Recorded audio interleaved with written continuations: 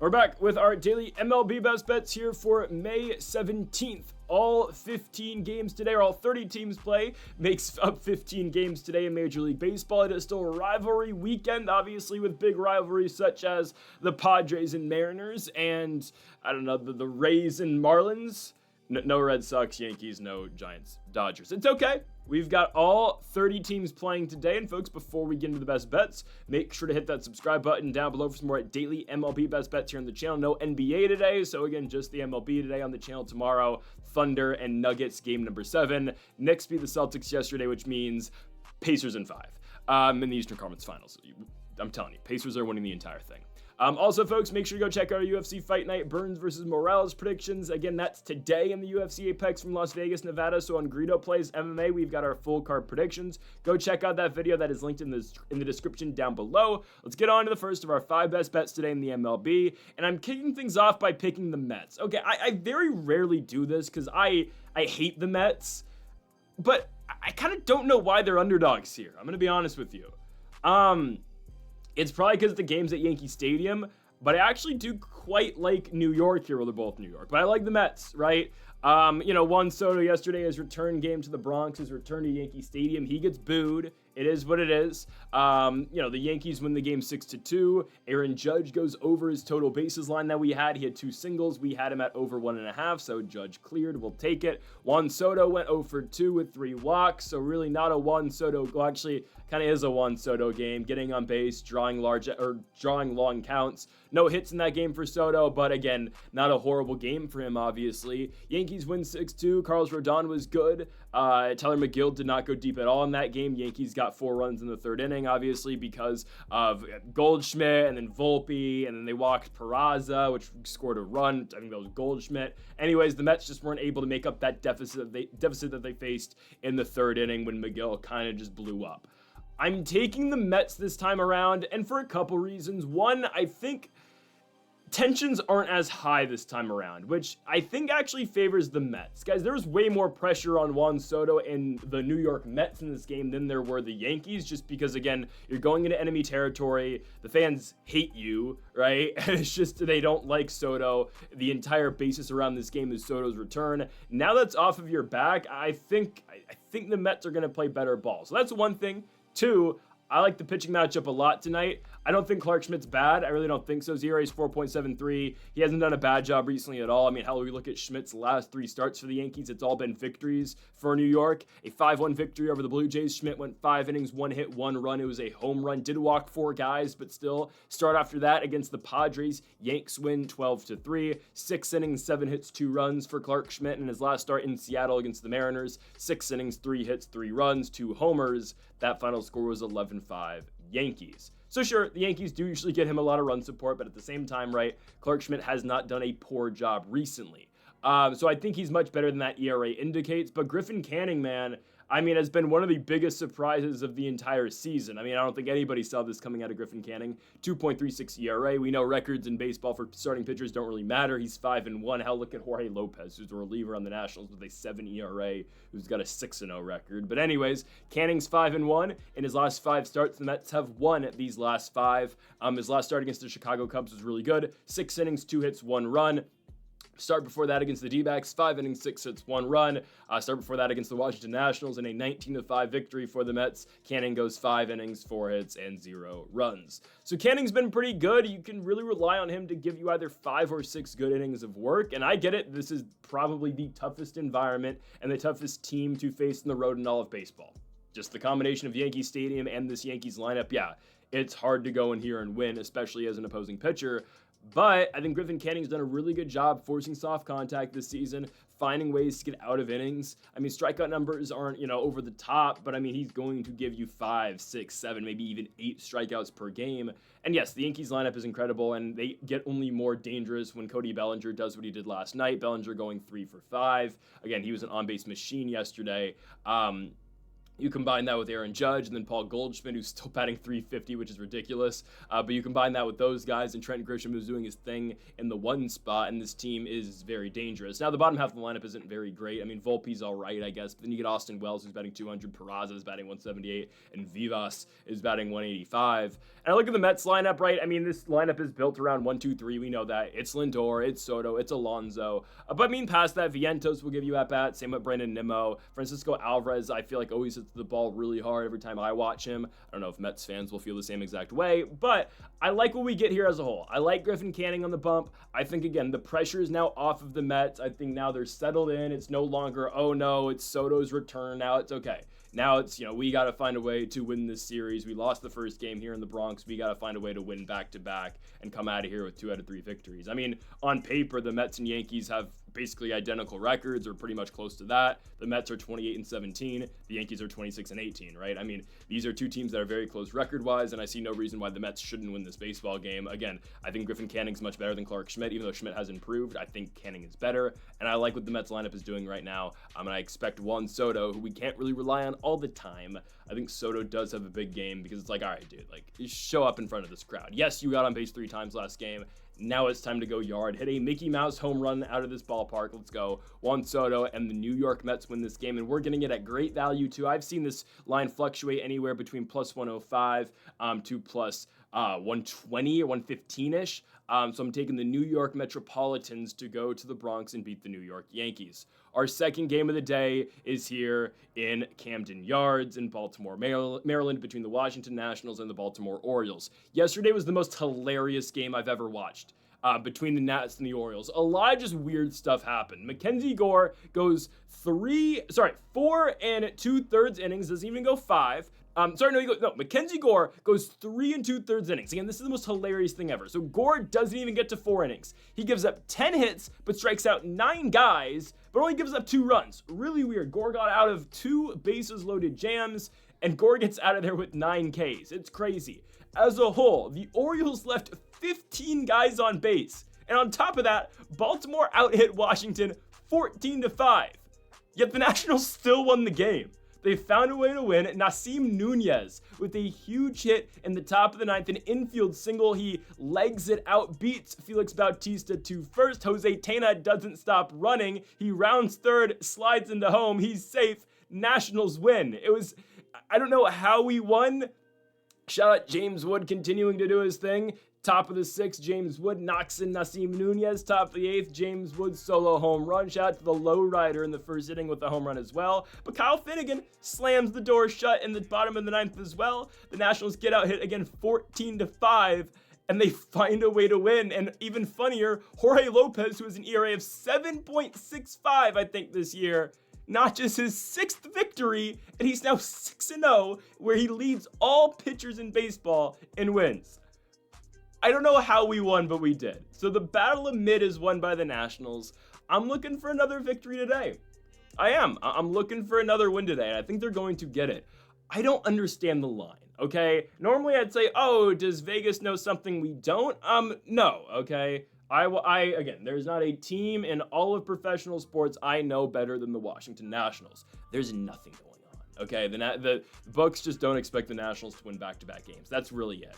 And I kind of get why the Orioles are favored. They're minus 160. It's because the Nationals have shown an inability to hit bad starting pitchers, okay? We saw that yesterday. I don't want to call Povich bad, but it's like, come on, man. We let Povich strike out 9 guys in 6 innings, and it was just an embarrassment. We got, 1-2 runs off of Cade Povich the entire game, a guy with a 4.6 ERA. Tonight, we get Kyle Gibson for the Baltimore Orioles, who I think's horrible. Actually, I don't need to think that. I know he's bad this year. 13.11 ERA for Kyle Gibson. He's pitched 3 starts, and we're going to talk about every single start. His first one against the New York Yankees. I get it's the Yankees, but still, 3 2/3 innings, 11 hits, 9 runs. Royals start, 4 innings, 5 hits, 3 runs. Angels start, 4 innings, 7 hits, 5 runs. Yeah, Unk's not good, guys. Unk is washed. He's 37 years of age. And the Nats get Jake Irvin. It's like, all right, the O's bats have been They, again, leave 15 guys on base yesterday, and I think Jake Irvin, he's going to give up runs, but honestly, Jake hasn't been that bad this year, coming out of Bloomington, Minnesota. ERA is at exactly 4. Expect Irvin to give up maybe 2-3 runs, but at the same time, I don't think Kyle Gibson's getting out of there without giving up at least 4 or 5, personally.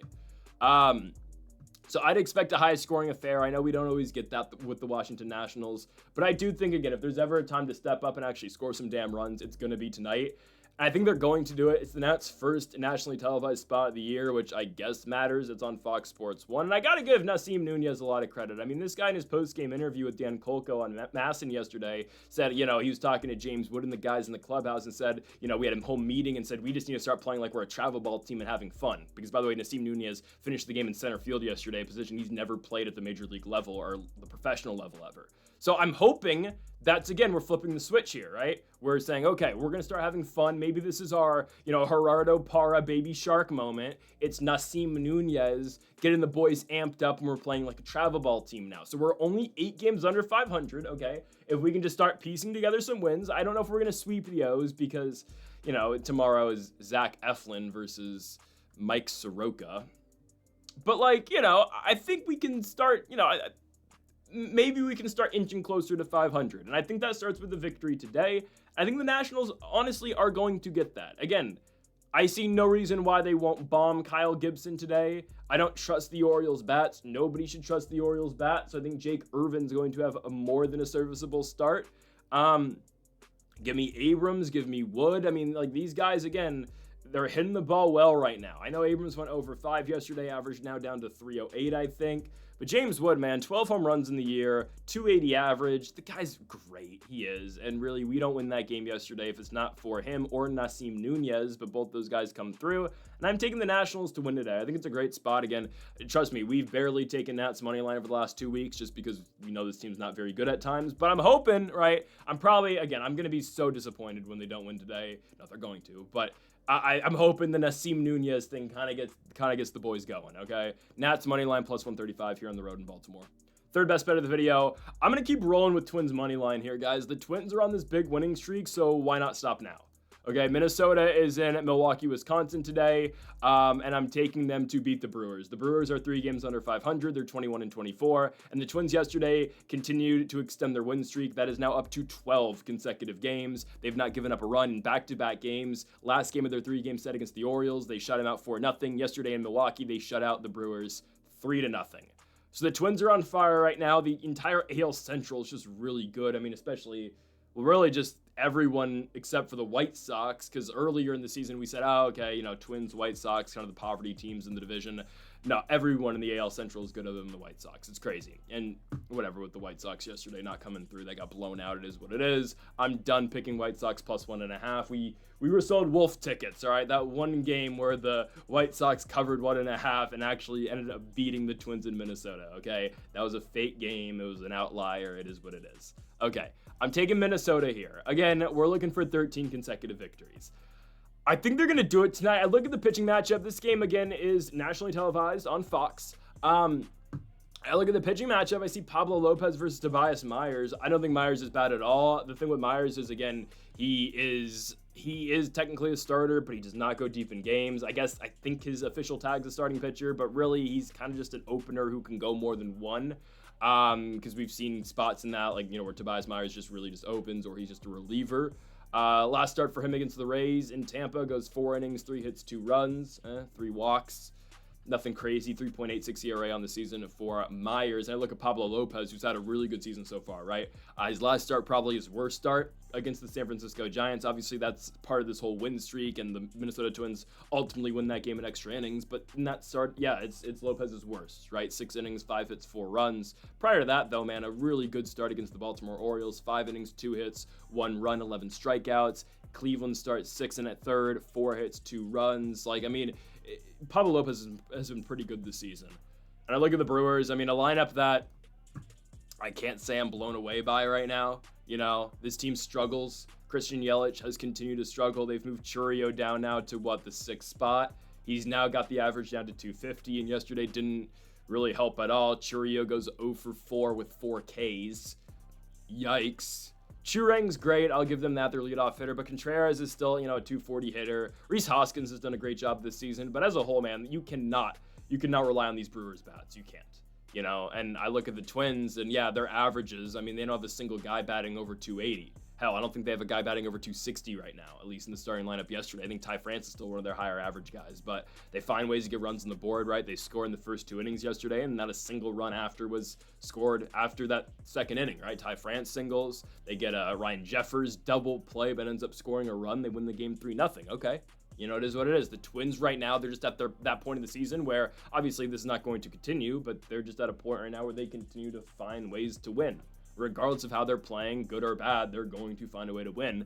And that's just been part of this big win streak. And I don't think today's the day this ends because they get a really good pitcher on the mound, right? They get a really good pitcher against Tobias Myers, who's just I feel like the winning streak's going to end tomorrow. I'm just going to be honest. Zebby Matthews makes his first start tomorrow for the Twins of the year, and he'll be taking on, Freddie Peralta for the Milwaukee Brewers. So I feel like tomorrow is the end of the win streak. Maybe we'll play it. I tried the other day, obviously, we tried to bet on the Orioles at home to end the win streak for Minnesota. Maybe I'll consider it tomorrow in Milwaukee because I think it's a really good spot. Maybe we get a good line, especially if the Twins win today. But yeah, I'm taking Minnesota. I think Pablo Lopez has a good start. Both these teams' bats aren't the best, but I'm willing to favor the Twins a little bit more right now. So I'm taking Minnesota to win on the road here in Milwaukee, Wisconsin at American Family Field. Twins money line, they are favorites on the road at -120, and we are going to take that line for them for our third money line of the day. As we now move on to our player prop and our Nerfy, we're going to go first to our player prop. And it's going to come here at Chase Field in Phoenix, Arizona, or Glendale. I still don't know where. I think pretty sure the Diamondbacks playing Phoenix. Yeah, because the Cardinals playing Glendale. Anyways, we're taking Ketel Marte over a 1.5 total bases. I'm staying away from hits, runs, and RBI right now because we're hot with total bases. Okay, we're hot with it, right? James Wood, CJ Abrams, Aaron Judge yesterday. We're hot with total bases. I'm going to continue to play that. Now, this Diamondbacks-Rockies game today is hilarious because the Diamondbacks are -335 favorites to win this game. But it makes sense, right? Look at the Rockies' record. They are 7, off the top of my head, 7-38, 7-37. They could be 7-38 today with an L. And yesterday, right, Corbin Burns, 10 strikeouts, 8-0 victory for the D-backs over Colorado, right? The Rockies now officially 30 games under 500, and we are in the middle of May. Oh, brother, that's horrible. It's really bad what's going on in Colorado. And I'm just going to be honest, it's not going to get better today. This is really just nightmare matchup for Colorado. The only way this could get worse for them against the Diamondbacks, a team that mashes the baseball. And if you get nights like Corbin Burns had last night, it's like, what the hell are you going to do? The only way this could get worse is if this series was in Colorado and at Coors Field at elevation. It doesn't really matter. I mean, the Diamondbacks are going to stomp them today. And that's not the purpose of this best bet, right? The purpose of the best bet is Ketel Marte.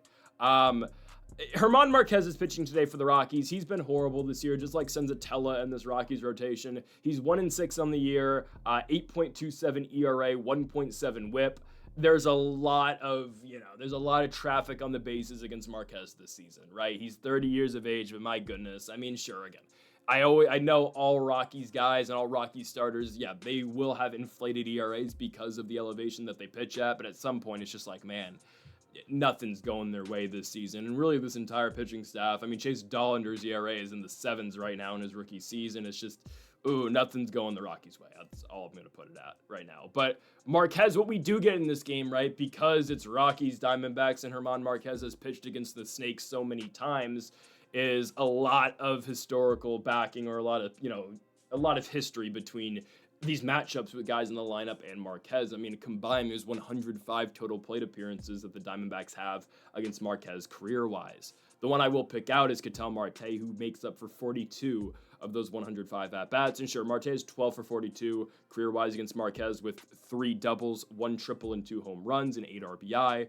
That, of course, comes out to a 286 average. But I'm willing to play that today. The way that Marquez is throwing the baseball right now, kind of leads me to say that I think Marte is going to get this line.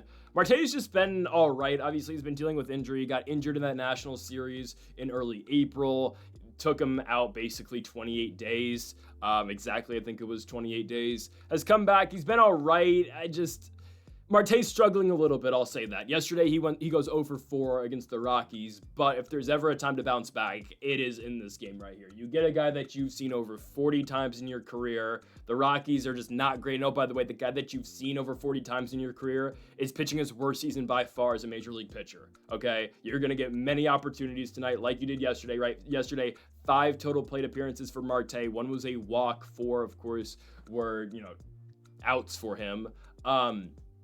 A lot of opportunity for Marte today against a pitcher who's struggling, right?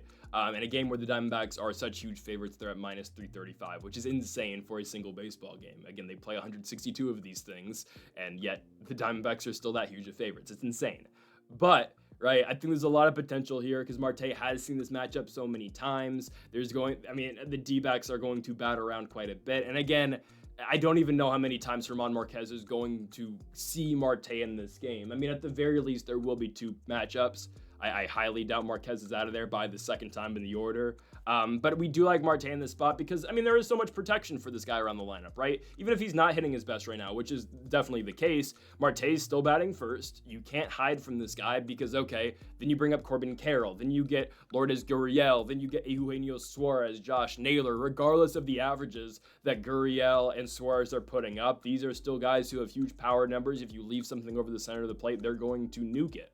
Right, and especially right behind Ketel Marte is Corbin Carroll as well, who obviously is not putting up like those MVP type numbers he had at the very beginning of the season, but Corbin Carroll's still playing some pretty good baseball this season, right? So there's just a lot of protection around him in the lineup. Hell, the 9 spot is Perdomo, who bats 295. Right, I feel like Marte should get some pitches to hit today, and I do think he's going to go over this line, whether it be a double or 2 singles yesterday like we got with Judge in New York. I feel like Marte is going to go over this line. Again, we're trusting the stars right now with our best player props, and again, today we are going with Ketel Marte. It is a Marte parte over in Chase Field. Ketel Marte over 1.5 total bases over German Marquez and the Colorado Rockies. To our final best bet of the video, let's go to our Nerfy of the day. I'm taking a shot at this one. I was surprised when I saw the odds for it, so I'm going to take it. Yesterday, we got back on the right track with our Nerfies. We had Braves versus Red Sox, Chris Sale versus Garrett Crochet. Crochet gives up 2 runs in the second inning, but the first inning was clear as day for both squads, or both sides, so we were fine with the Nerfy. Today, we're looking for a Nerfy in the Battle of Southern California, not including San Diego. The Los Angeles Dodgers take on the Los Angeles Angels of Anaheim. Yesterday, a surprising result, but the Angels beat the Dodgers, right? 6-2. They had a huge 4th inning, it was, I think. It was the 4th inning. They got 2 runs added onto their lead. It was 4-0. They should have got more in the second inning. It was a Zach Neto double. Regardless, Angels win the game 6-2. I believe they turned 5 double plays, which is kind of unheard of. Well, it's not, I wouldn't say unheard of, but it's, big time stat for the Angels. Obviously, that's what propelled them to victory in that game.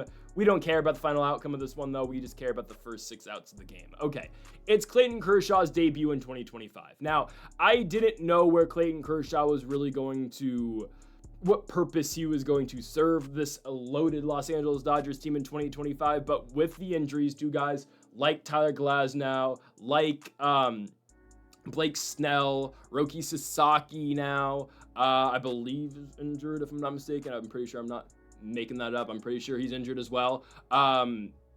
It's trouble right now for the Dodgers, right? So you need to call on a guy like Kershaw who, when they're at full strength, which I don't know when that's going to be. Hell, we're hearing Glasnow and Snell might not be back. Well, Snell's definitely not going to be back until like the postseason, even if he is back this season, right? And we don't even know what Ohtani's, current estimate is to return to pitching, at least in games. So for now, again, before Kershaw probably returns to the bullpen, he is a starting pitcher again, which is great.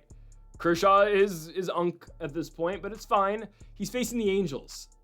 I don't think the Angels get him here. Again, it's an unction for our Nerfy today. Clayton Kershaw is 37 years old. Tyler Anderson is 35. But I'll tell you why I like these matchups on both sides here, okay? Clayton Kershaw, so 2 southpaws. I think Kershaw's able to get through Neto, Shanuel, and Moncada, right? Righty Neto, lefty Shanuel. Moncada is a switch. I'm pretty sure I'm not tripping, and I'm pretty sure Shanuel's a left-handed hitter. I don't know why I'm having some doubt that he's a righty right now. But regardless, right, those do feel like favorable matchups for us with Kershaw, even if Shanuel somehow is a righty, and I'm just completely blanking right now. But I'm pretty sure he's not. I feel okay with Kershaw in these spots. Yeah, Sean was a lefty. He throws righty. That's what threw me off there. But I think we're okay with Kershaw in these spots, right? Kershaw's first appearance of the year. This could really go one of two ways, right? Kershaw's lights out, he's great, or he completely just lays an egg. I'm hoping that the future Hall of Famer is lights out and he is really good in his first start of the year, at least just in the first inning. On the flip side, okay, this is where Dodgers Nerfies always get dangerous, right? We had this the other day with A's and Dodgers. It was Yamamoto and Gunnar Hoglund. Yamamoto obviously did his job against the Sacramento Athletics, but Gunnar Hoglund, facing this loaded Dodgers lineup with an Ohtani, with the Betts, with the Freeman, it gets difficult. Okay. Tyler Anderson's actually been good this season. I know that's not really getting reported because he's on the Angels and Unk is 35 years old. Tyler Anderson's got a 2.58 ERA this season. He will give you 6 solid innings. He will. Sure, at the beginning of the year, he was much better than he is right now, but still, I think, Anderson has been pretty solid. Last start against the O's, 5 innings, 4 hits, 3 runs, but only one of those earned. This is what it is. Start before that against the Jays, 6 2/3, 6 hits, 2 runs. He hasn't been bad. I mean, he was at his best this year when he pitched back-to-back shutouts in 5 innings, or 6 innings in both of those, but 5 2/3 against the Astros, right? 1 hit, 0 runs. Giants start 6 innings, 3 hits, 0 runs, right? The lefty's been solid, and I don't mind this because, guys, again, I look at the top of the Dodgers lineup, and when you get a good left-handed pitcher against the Dodgers, at least the first time around, that's kind of dangerous, right? Tyler Anderson versus Shohei Ohtani. Mookie Betts, okay, but Mookie's kind of been cold right now. And then Freddie Freeman, right? Freeman's batting .358, but hell, Tyler Anderson, I like the matchup with lefty, and even Will Smith, who's been great. He's always, again, had more trouble hitting left-handed pitching than he has right-handed pitching. It's just Will Smith has inverted splits. It's weird. So I don't really mind the matchup at all for Tyler Anderson. And if we get into the 6, okay, Max Muncy, lefty-lefty, I'm not scared about that. I think there's potential for the Angels to actually win this baseball game. I wouldn't bet it because, what are the odds the Dodgers lose back-to-back against their, crosstown rivals down south in Anaheim? By the way, an Angels game is much more enjoyable than a Dodgers game by far, just the entire experience. You can get in your car and just leave right away. Anyways, I am going to take the Nerfy in the spot, and I thought, again, the value is too good to pass up on. I think, again, the reason why it's at plus 100 is because of Ohtani, because of Betts, because of Freeman, but I counter that by saying, okay, Tyler Anderson's been pretty good this season, and then because Clayton Kershaw, again, what is he going to be in his first start? I counter that with, I don't really trust the Angels to score in back-to-back first innings and back-to-back nights. Okay, as long as Kershaw's control is there and he's not throwing, dirt slow Trevor Williams pitches, I think he's going to be all right, and I think the Nerfy's going to be all right as well. It's rare we get Nerfys at plus money, but we'll take it tonight. Sign me up. Angels and Dodgers from Los Angeles, California. The Nerfy with Clayton Kershaw and Tyler Anderson. It's an unction, combined age over 70 years of age. That's fine. Let's go Unks tonight here in Los Angeles. So, folks, thank y'all for watching our MLB Best Bets here for May 17th. If you have not yet, though, make sure to hit that subscribe button down below for more. Make sure to leave a like if you did enjoy the video. Make sure to comment if you do disagree with any of the picks. Folks, thank y'all for watching. And Mamba, forever.